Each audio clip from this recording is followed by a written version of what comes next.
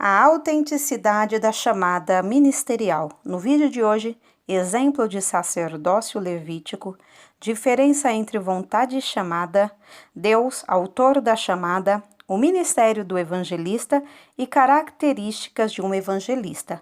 Um texto escrito pelo pastor Raimundo Ferreira de Oliveira e publicado no jornal Mensageiro da Paz em julho de 1984. Seja bem-vindo ao Diário Pentecostal Historiando, análise histórica e crítica sobre o movimento pentecostal brasileiro. Se inscreva no canal e siga nossas redes sociais. O povo que não conhece a sua história está condenado a repeti-la.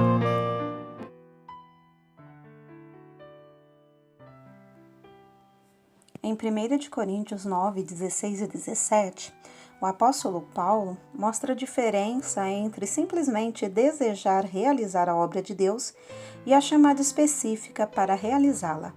Escreve o apóstolo: Se anuncio o evangelho, não tenho de que me gloriar, pois sobre mim pesa essa obrigação, porque ai de mim se não pregar o evangelho. Se o faço de livre vontade, tenho galardão, mas se constrangido, é então a responsabilidade de despenseiro que me está confiada. O exemplo do sacerdócio levítico. Nos dias do Antigo Testamento, todo sacerdote provinha da tribo de Levi, mas nem todo levita era sacerdote. De acordo com o capítulo 21 de Levítico, para ser sacerdote, o levita tinha de satisfazer determinadas exigências. Por outro lado, independente de qualquer exigência específica, um levita podia satisfazer esses requisitos e ainda assim não ser distinguido pela escolha divina para o sacerdócio. De igual modo, nos dias atuais, todo aquele a quem Deus chama precisa ter as características de um salvo, mas nem todo salvo é chamado para o exercício do ministério. Por falta de compreensão neste ponto, muitos crentes, confundindo qualidades espirituais com a chamada específica com que Deus tem contemplado alguns dos seus fiéis, têm se lançado na conquista de funções ministeriais como se o ministério fosse uma mera aventura do exercício do qual pouco tem a ganhar ou a perder aqueles que a ele se lançam. Hoje, e infelizmente, muitos desses irmãos não só abandonaram o ministério, mas o que é muito pior, abandonaram a própria fé. Estabelecendo diferença. A diferença básica entre vontade e chamada consiste no seguinte: por estar sujeito ao desejo e por o desejo estar sujeito às circunstâncias do tempo e do espaço, a vontade é volúvel, consequentemente mutável, podendo vir a extinguir-se, enquanto que a chamada, pelo contrário, quando procedente de Deus, é independente do que a pessoa possa sentir ou desejar, permanece inalterada. Por estar sujeita às circunstâncias do tempo e do espaço, a vontade dificilmente sobrevirá sobre o peso das lutas e tribulações a que está sujeito o obreiro de Deus. Enquanto isso, a autêntica chamada divina, como âncora firme e pesada, adentrará nas profundas águas do oceano das nossas convicções espirituais, segurando o nosso barco no meio do mais tempestuoso vendaval. Deus, o autor da chamada. Por influente que seja o ministro, ele não deve chamar homens e fazê-los seus cooperadores. Ele pode, no máximo, sentir a necessidade deles e orar para que Deus os levante, nada mais que isto. Perguntaria a você: de que maneira Deus fala ao crente, de sorte que ele tenha a certeza de que Deus o quer como obreiro efetivo da sua obra? Convém responder que a Bíblia não revela com exatidão haver uma maneira específica de Deus induzir o crente a este tipo de serviço. Porém, quero citar pelo menos 5 diferentes maneiras mais comuns pelas quais Deus fala hoje, vocacionando a chamada àqueles que Ele quer como obreiro na sua seara. Por sua própria palavra lida ou ouvida, por circunstâncias providenciais como tribulações e perseguições, por convicção do nosso bom senso, por intermédio da operação de determinados dons do Espírito Santo, como sejam a palavra do conhecimento, a palavra da sabedoria e a profecia. O ministro cristão tem que encarar o seu ministério do ponto de vista da perspectiva de Deus. Só quando visto assim é que o ministro descobre que o ministério que lhe é dado provém de Deus, que lhe concedeu com o objetivo de contribuir para o aperfeiçoamento dos santos. Uma vez consciente disto, glorifiquemos o nosso ministério, Romanos 11 e 13, dediquemo-nos ao nosso ministério, Romanos 12 e 7, resguardemos o nosso ministério, 2 de Coríntios 6 e 3, e cumpramos o nosso ministério, Colossenses 4, 17, 2 de Timóteo 4 e 3. O ministério do evangelista. A palavra evangelista significa mensageiro de boas novas e era o nome de uma ordem de homens da igreja primitiva, distinta dos apóstolos, profetas e pastores e mestres. Conforme indica o seu nome, exerciam funções específicas e especial que era de anunciar as boas novas do evangelho. Como não pastoreavam igrejas locais, estavam em condições de ir de lugar em lugar pregando a Cristo a todos, com um poderoso ministério acompanhado da operação de sinais e maravilhas. Marcos 16, do 15 ao 20. Dentre os evangelistas mencionados no Novo Testamento, destaca-se a pessoa impoluta de Filipe. Por seu intermédio, os samaritanos tiveram acesso ao reino de Deus, enquanto que o eunuco alto-oficial de Candace foi salvo e batizado em águas. Filipe fora antes um dos 7 primeiros diáconos da igreja em Jerusalém, Atos 6 e 5. O ministério de evangelista podia ser exercido cumulativamente com outros ministérios, como aconteceu com o apóstolo Paulo, segundo a soberana vontade de Deus, Atos 13, 1 e 1 de Timóteo 2 e 7. Timóteo, um jovem pastor, fora exortado pelo apóstolo Paulo a fazer a obra de um evangelista, 2 de Timóteo 4 e 5.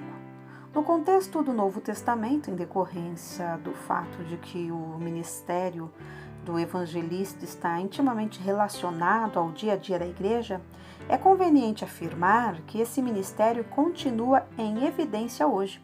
As Assembleias de Deus no Brasil, particularmente, sabem o quanto devem ao trabalho pioneiro do evangelista. 4. Características de um evangelista. Um evangelista, no verdadeiro sentido da palavra, deve satisfazer os seguintes requisitos para ter sucesso assegurado e para que o nome de Jesus seja por ele e nele glorificado. Amor pelas almas a ponto de buscá-las uma a uma. A palavra evangelista tem estado tão associada aos pregadores de grandes multidões que aqueles que têm tido este privilégio correm o sério risco de centralizar o seu ministério e amor nas multidões, esquecendo-se dos indivíduos que as compõem. Porém, Jesus, o evangelista por excelência, nos deu um exemplo diferente. Ele amou as almas e as buscou uma a uma. Não importando o tamanho das multidões às quais se dirigia, ele as encarava como se estivesse falando a um só indivíduo. O maior sermão evangelístico de toda a Bíblia, João capítulo 3, foi proferido diante de uma só pessoa, Nicodemos. Qualquer evangelista é indigno do ministério que tem se não é capaz de amar as almas uma a uma, de sorte que seja constrangido pelo Senhor a conduzi-las a Cristo de forma individual. É chamado por Deus. Permitam-me reenfatizar a necessidade de termos a chamada divina para o desempenho do ministério. É que o ministério cristão não é nenhuma aventura à qual devemos lançar-nos sem um propósito definido. Por isso, acima de qualquer outro sentimento, deve prevalecer a certeza de que fomos chamados e comissionados por Deus a fim de realizarmos a sua obra. Crê na eficácia do Evangelho. O evangelho é a arma do evangelista. Um evangelista sem evangelho é um soldado sem arma. Não tem com o que atacar nem com o que se defender. O evangelho é o selo que patenteia o começo, o meio e o fim do ministério do autêntico evangelista. Tira-se o evangelho da boca de Paulo e ele não será mais que um fariseu melhorado. Tira-se o evangelho da boca do evangelista e o que ele disser terá cheiro de morte para a morte. É através do evangelista que a palavra de Deus adquire expressão, constituindo-se em agente de bênção para o mundo. Ele recebe sua mensagem de Deus. A mensagem do evangelista deve emanar da sua comunhão com Deus através da oração e no manuseio diário da Bíblia Sagrada. Muitos, porém, estão pregando inspirados em manchetes de jornais, revistas, notícias do rádio e da televisão. Quero dizer que esses não são os meios normais pelos quais Deus fala e inspira seus mensageiros. Paulo disse: porque eu recebi do Senhor o que também vos entreguei. 1 Coríntios 11, 23. Que esta seja a afirmação sincera de todo evangelista autenticamente chamado por Deus. Empenha-se por alcançar resultados. Moody, o famoso evangelista leigo americano que viveu no final do século passado, costumava dizer aos ouvintes no final da mensagem que fossem para casa meditando no que acabavam de ouvir e, se desejassem aceitar a Jesus como Salvador, que voltassem a procurá-lo no culto seguinte. Certa noite, após pregar na cidade de Chicago, terminado o culto, ele fez essa recomendação. Aconteceu que naquela mesma noite a cidade de Chicago foi semidestruída por um grande incêndio quando milhares de pessoas morreram, entre as quais muitas daquelas que haviam ouvido Moody pregar no último culto. Sentindo-se responsável pelo destino eterno dessas pessoas, Moody nunca mais concluiu suas mensagens sem fazer um apelo chamando os seus ouvintes ao arrependimento. O evangelista deve lembrar-se de que, quando está pregando, está tratando com pessoas que possuem uma alma eterna. Levá-las a Cristo é, portanto, o maior resultado que pode auferir do seu trabalho. Segunda parte da palestra proferida pelo pastor Raimundo Ferreira de Oliveira, por ocasião do 2º Simpósio sobre Missão, patrocinado pela Secretaria Nacional de Missões da Convenção Geral das Assembleias de Deus no Brasil, CGDB, realizada em Goiânia, Goiás, no período de 2 a 4 de fevereiro de 1984. No próximo número deste jornal, publicaremos a 3ª parte da palestra. Não perca o próximo vídeo.